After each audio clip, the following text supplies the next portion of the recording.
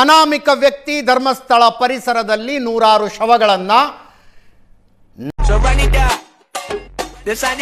ನನ್ನಿಂದ ಒತ್ತಾಯ ಪೂರ್ವಕವಾಗಿ ಹೆದರಿಸಿ ಹೂಳಿಸಲಾಗಿದೆ ಅನ್ನುವ ಸ್ಟೇಟ್ಮೆಂಟ್ ಅನ್ನು ಕೊಟ್ಟಿದ್ದಾನೆ. ಆ ಅನಾಮಿಕ ವ್ಯಕ್ತಿಯನ್ನ ಕರೆದುಕೊಂಡು ಹೋಗಿ ಇವತ್ತು ಸ್ಥಳಗಳನ್ನು ಗುರುತಿಸಲಾಯಿತು.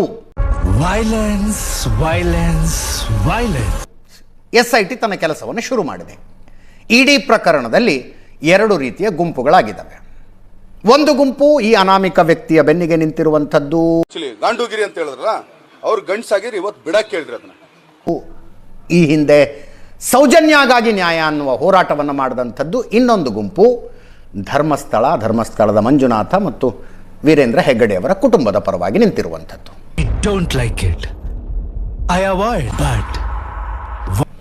ಎರಡೂ ಗುಂಪಿನವರನ್ನು ಒಂದು ಕಡೆ ಸೇರಿಸಿ ಚರ್ಚೆ ಮಾಡೋ ಪ್ರಯತ್ನ ನಾವು ಮಾಡ್ತಾನೆ ಇದ್ದೀವಿ.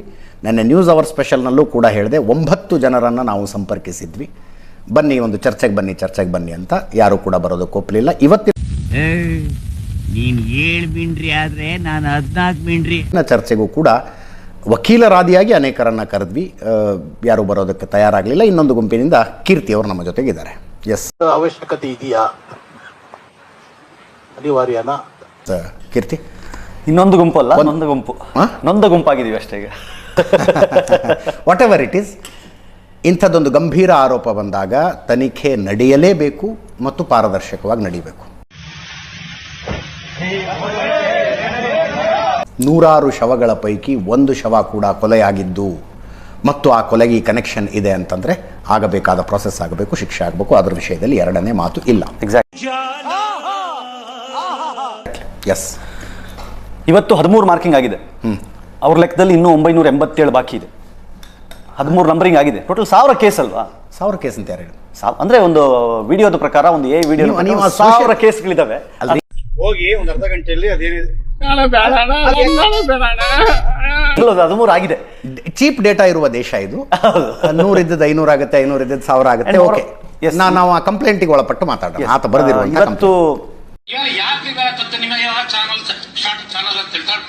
ಏನು 13 ಪಾಯಿಂಟ್ಗಳು ಮಾಡಿದ್ದಾರೆ. ಅದರಲ್ಲಿ ನಮ್ಮ ಸುವರ್ಣ ರಿಪೋರ್ಟರ್ ಹೇಳ್ತಾ ಇದ್ದಂಗೆ 1-1.5 ಕಿಲೋಮೀಟರ್ ಒಳಗಡೆ ಹೋಗಿ ಹೂತಿರುವ ಜಾಗವನ್ನು ತೋರಿಸಿದ್ರು ಅಂತ. ನನಗೆ ಆಶ್ಚರ್ಯ ಆಗೋದು, ನನಗೆ ನೋ ಅಬ್ಜೆಕ್ಷನ್, ನೀವು ಹೇಳ್ದಂಗೆ 100% ಆಗಲಿ, ಏನಾಗಬೇಕು ತನಿಖೆಗಳಾಗುತ್ತೆ. SIT ಯಾವುದೇ ಮುಲಾಜ್ ನೋಡದೆ ತನಿಖೆ ತೋರಿಸಿದ ಪ್ರತಿ ಜಾಗವನ್ನು ಅಗಿಬೇಕು. ನಾನು ಹೇಳ್ತಾ ಇರೋದು ಅದೇ ಜಾಗ ಅಲ್ಲ. ಅವನಿಗೆ ಪಾಪ ಮರ್ತ್ ಹೋಗಿ 3 ಅಡಿ ಆ ಕಡೆ ಹೇಳಿರ್ಬೋದು, 3 ಅಡಿ ಈ ಕಡೆ ಹೇಳಿರ್ಬೋದು, ಸುತ್ತಮುತ್ತ ಆಗದು ಬಿಡ್ಲಿ, JCB ಹಾಕೊಂಡು ಸಿಗ್ಲಿ, ಅದು ಸೆಕೆಂಡ್ರಿ. ಬಟ್ ಹೌದು, ಸಿಕ್ಕ ಕೂಡಲೇ ಯಾರನ್ನೋ ಅಪರಾಧಿ ಸ್ಥಾನದಲ್ಲಿ ಇಡಬೇಡಿ ಅಂತ. ಅಲ್ಲಿ ಒಂದು ಶವ ಸಿಕ್ಕ ಕೂಡಲೇ ಇಲ್ಲ, ನಾವ್ ಹೇಳಿಲ್ವಾ ನೋಡಿ ಅಲ್ಲಿ ಬಾಡಿ ಸಿಕ್ತು ಅಂತ. ಧರ್ಮಸ್ಥಳದಲ್ಲಿ ಸಾಕಷ್ಟು ಅನಾಥ ಶವಗಳು ಸಿಕ್ಕಿದೆ ಅಂತ ಧರ್ಮಸ್ಥಳದ ಗ್ರಾಮ ಪಂಚಾಯಿತಿಯ ಉಪಾಧ್ಯಕ್ಷರು ಅಫಿಷಿಯಲಿ ಪ್ರೆಸ್ ಮೀಟ್ ಮಾಡಿ ಹೇಳಿದ್ದಾರೆ. ನನಗೆ ಎಷ್ಟು ಚೀಪ್ ಅನಿಸ್ಬಿಡ್ತು ಅಂದ್ರೆ ನಿಮ್ಮ ಅಂಡ್ ಅದು ಪ್ರತಿಯೊಂದಕ್ಕೂ ಸಹಿತ 2006ರಲ್ಲಿ ಅಲ್ಲಿ ಸ್ಮಶಾನ ಬಂದಿದ್ದು. ಅದಕ್ಕೆ ಮುಂಚೆ ಸರ್ಕಾರಿ ಜಾಗಗಳಲ್ಲಿ ಎಲ್ಲೆಲ್ಲ ಅಗಿತಾ ಇದ್ವಿ, ಎಲ್ಲೆಲ್ಲಿ ಹುಣ್ತಾ ಇದ್ವಿ, ಅದಕ್ಕೆ ಅಫಿಷಿಯಲಿ ನಾವು ಗ್ರಾಮ ಪಂಚಾಯತಿಯಿಂದ ದುಡ್ಡು ಕೊಟ್ಟು ಇವ್ರ ಕೈಲಿ ಹುಣಿಸಿದೀವಿ ಅಂತ. ಆ ಜಾಗವನ್ನು ತೆಗೆದ ಮೇಲೆ ಇವಾಗ FSL ರಿಪೋರ್ಟ್ ಬರೋದ್ರೊಳಗಡೆ ಮತ್ತೆ ಇನ್ಯಾರನ್ನು ನೀವು ಅವರ ಅಪರಾಧಿಗಳು, ನಾವ್ ಹೇಳಿರ್ಲಿಲ್ವಾ ದೇವ್ರ ಸೃಷ್ಟಿ ಸಂಪಾದನೆ ಮಾಡಿರೋ ದುಡ್ಡು ಸರ್, ಸತ್ಯ ನಾವೇನ್ ಸುಳ್ಳು ಹೇಳಿದ್ವಾ ಅಂತ ಹೇಳಿ ಸ್ಟ್ರೈಟ್ ಅವೇ ಅಟ್ಯಾಕ್ ಮಾಡ್ಲಿಕ್ಕೆ ಹೋಗ್ಬೇಡಿ ಅನ್ನೋದು ಒಂದು. ಅಂಡ್ ಇದು ಧರ್ಮಸ್ಥಳದ ಒಂದು ವಿಚಾರದಲ್ಲ ನಾನು ಹೇಳ್ತಾ ಇರೋದು. ಈಗ ಕುಮಾರಧಾರದಲ್ಲೂ ಲಾಸ್ಟ್ 6 days ಬ್ಯಾಕ್ ಒಬ್ಬ ಆಂಬ್ಯುಲೆನ್ಸ್ ಡ್ರೈವರು ಇದರಲ್ಲಿ ಸುಬ್ರಹ್ಮಣ್ಯದಲ್ಲಿ ಸತ್ತೋದ್ರು. ಆದ್ರೆ ನಾನ್ ಸಂತೋಷದಲ್ಲಿ ಇಲ್ಲ. ಕುಮಾರಧಾರದಲ್ಲಿ ಸಿಕ್ಕಿ ಇದೇ ಧರ್ಮಸ್ಥಳದಲ್ಲಿ just before 4-5 days Basavaraj Patil ಅಂತ ಕುಷ್ಟಗಿ ಅವ್ರ ಬಾಡಿ ಸಿಕ್ತು. ಅಂದ್ರೆ ಇವ್ರು ಹೇಳೋ ಪ್ರಕಾರ ಏನಾಗ್ತಾ ಇದೆ, ಈ ಇಷ್ಟೆಲ್ಲ ಸೆನ್ಸೇಷನ್ ನಡಿಬೇಕಾದ್ರೂ ಯಾರೋ ಬಂದು ಅದನ್ನ ಮಾಡಿದ್ರು ಅಂತಾನ.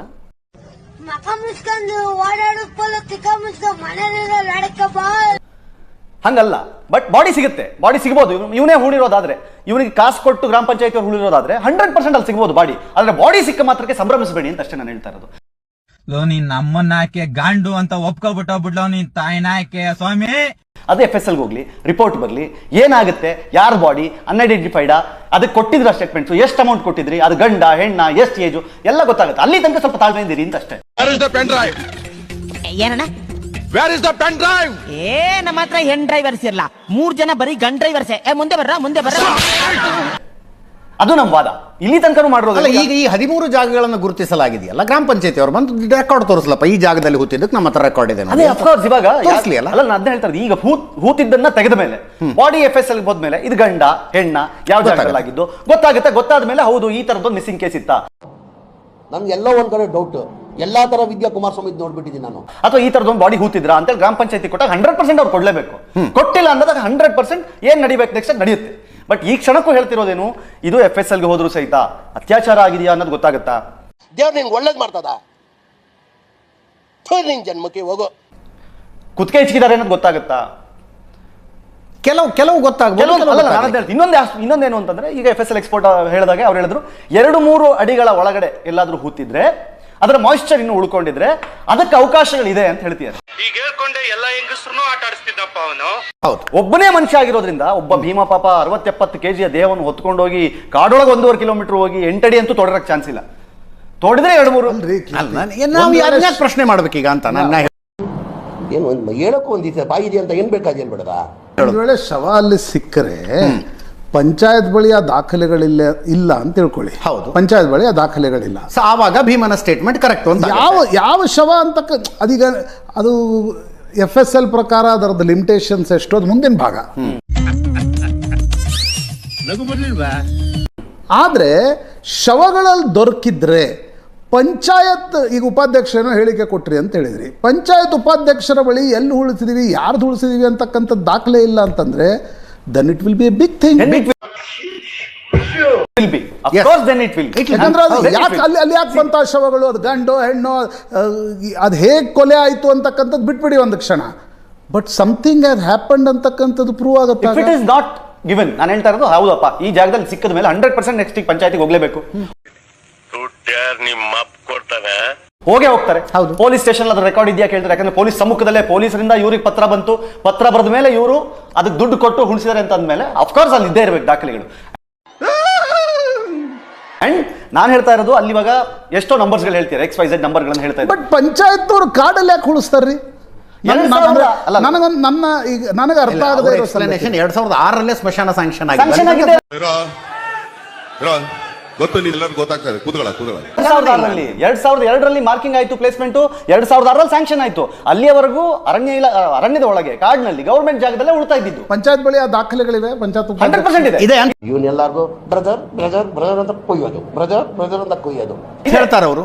ಇದೆ ಅಂತ ಹೇಳ್ತಾರೆ ತಗೊಂಡ್ಬರ್ಲಿ ದಾಖಲೆಗಳನ್ನ. ಎಕ್ಸಾಕ್ಟ್ಲಿ. ಈಗ ಈತ ಮಾರ್ಕ್ ಮಾಡಿದ 13 ಜಾಗಗಳು, ಇವತ್ತು ಮಾರ್ಕ್ ಮಾಡಿರೋ 13 ಜಾಗಗಳಿದಾವಲ್ಲ, ಚೆಕ್ ಬಂದಿ ಇದೆಯಂತೆ. ಚೆಕ್ ಬಂದಿ ಪ್ರಕಾರ ತೋರಿಸ್ಲಿ. ನೋಡಿ, ಇದು ಇಲ್ಲಿ ಹೂತಿರೋದು ಅಧಿಕೃತವಾಗಿ ಹೂತಿರೋದು, ನಮ್ಮ ಹತ್ರ ದಾಖಲೆ ಇದೆ ಅಂತ ತೋರಿಸ್ಲಿ. ಅದೇ ನಾವು ಜಸ್ಟ್ ಈ ಪ್ರೋಸೆಸ್ ಆಗಿದೆ, ಈ ಪ್ರೋಸೆಸ್ ಆದ್ಮೇಲೆ SIT ಅವರು ಅಲ್ಲಿಗೆ ಹೋಗ್ಬೇಕು. ಎಸ್, ಅವರನ್ನೇ ಕಳಿಬೇಕು, ಅವರನ್ನೇ ಕರಿಬೇಕು. ಎಸ್, ಅಷ್ಟು ಕಾನ್ಫಿಡೆಂಟ್ ಆಗಿ ಅವ್ರು ಪ್ರೆಸ್ ಮೀಟ್ ಮಾಡಿ ಹೇಳಿದಾರೆ ಅವತ್ತಿನ ದಿನ, ಹೌದು ಇಷ್ಟು ಹೆಣಗಳಾಗಿದೆ, ಇಷ್ಟು ಸತ್ತಿದ್ದಾರೆ, ಯಾವ್ದು ಸಿಕ್ಕಿಲ್ಲ, ಅದಕ್ಕೆ 10 ದಿನ ಕಾದಿದ್ದೀವಿ. ಅವನು ಕೊಂಗ, ಅವನಿಗೂ ಭಾಷೆಗೂ ಸಂಬಂಧವಿಲ್ಲ. ಪೇಪರ್ ಅಲ್ಲಿ ಕೊಟ್ಟಿದ್ದೀವಿ ಆಡು, ಅದೆಲ್ಲ ಆದ್ಮೇಲೆ ಯಾರು ಬರದೇ ಇದ್ದಾಗ ನಾವು ಅದನ್ನ ಹುಳ್ತೀವಿ. ಯಾಕೆ ಹುಳ್ತೀವಿ ಅಂತಂದ್ರೆ, ನಾಳೆ ದಿನ ಯಾರಾದ್ರೂ ಬಂದು ಕೇಳಿದ್ರೆ ಇದು ನಮಗೆ ಸಂಬಂಧಪಟ್ಟವ್ರು ಯಾರೋ ಮಿಸ್ ಆಗಿದ್ರು ಅಂತಂದಾಗ ಅದಕ್ಕೆ ಸಂಬಂಧಪಟ್ಟ ಚಹರೆಗಳು ಮ್ಯಾಚ್ ಆದ್ರೆ ಮತ್ತೆ ಅವರ ಅಟ್ಲೀಸ್ಟ್ ಅವರ ಲಾಸ್ಟ್ ರೈಟ್ಸ್ ಧಾರ್ಮಿಕ ಪದ್ಧತಿ ಹೂಳಿದ್ದನ್ನ ತೆಗೆದುಕೊಡ್ತೀವಿ ಅಂತ. ರಾತ್ರಿ ಎಲ್ಲ ಒದ್ದಾಡೊದ್ದಾಡ್ ನನ್ನ ನಿದ್ದೆನೂ ಹತ್ತಲ್ಲ ನನಗೆ. ಏನು ಎಸ್, ಸೊ ಹಾಗಾಗಿ ಅಲ್ಲಿ ತನಕ ಬರ್ಲಿ. ಅದ್ರ ಜೊತೆಗೆ ನೀವು ಯಾರಿಗೋ ಕನೆಕ್ಟ್ ಮಾಡಬೇಡಿ. ಕೆಲವು ಸಲ ಕ್ರಾಸ್ ಫೈರಿಂಗಲ್ಲಿ ಬರಬೇಕಾಗತ್ತೆ. ಈಗ ನಾವಿರುವ ಹುದ್ದೆ, ನಾವು ಕೆಲಸ ಮಾಡ್ತಾ ಇರುವ ರೀತಿಗೆ ಕೆಲವು ಸಲ ನಮ್ಮದೆಲ್ಲ ತಪ್ಪಿಗೆ ಏಟ್ ಬೀಳ್ತಾವಪ್ಪ. ಅಲ್ವಾ? Collateral damage. ಈಗ ನಂದು ಏನೂ ಇರಲಿಲ್ಲ ಇದರಲ್ಲಿ, ಯಾಕೆ ನನ್ನ ಮೇಲೆ ವಾಗ್ದಾಳಿ ನಡೆಸ್ತಾ ಇದ್ದೀರಿ ಅಂತಂದರೆ, ಸುವರ್ಣ ನ್ಯೂಸ್ನ ಎಡಿಟರ್ ಆಗಿ ಸ್ವಲ್ಪ ನೋನ್ ಫೇಸ್ ಆಗಿ ಕೂತ್ಕೊಂಡಿರೋದಕ್ಕೆ ಇದಾಗದೇ ಇದು. ಅದನ್ನ ಅಕ್ಸೆಪ್ಟ್ ಮಾಡ್ಕೋಬೇಕಾಗತ್ತೆ ಕೀರ್ತಿ, ಮಾಡ್ಕೋಬೇಕಾಗತ್ತೆ. 100% that is just a bad time ಅಷ್ಟೇ. ಅಲ್ಲ, ನಾವು ಅದನ್ನ ಓಪನ್ಲಿ ಅಕ್ಸೆಪ್ಟ್ ಮಾಡ್ಕೊಳಕ್ ರೆಡಿ ಇದೀವಿ. ಅಂಡ್ ನಾನು ನೀವು ಹೇಳ್ದಂಗೆ ಯುದ್ಧ ಕೇಳಿದ ಮೇಲೆ ಬುಲೆಟ್ ಬಿಡ್ತು ಅಂತ ಹೇಳಿ ಕೆಳಗೆ ಮಲಗಕ್ಕಾಗಲ್ಲ, ನುಗ್ಲೇಬೇಕಾಗಿದೆ. ಯುದ್ಧ ಇಳಿದವ್ರಿಗೆ ಬೀಳೋದು ಬೇರೆ, ಪಕ್ಕದಲ್ಲಿ ನಡ್ಕೊಂಡು ಹೋಗ್ತಿರೋರು ಬೀಳುತ್ತೆ ಕೆಲವು ಸಲ. They were there in a wrong time at a wrong place.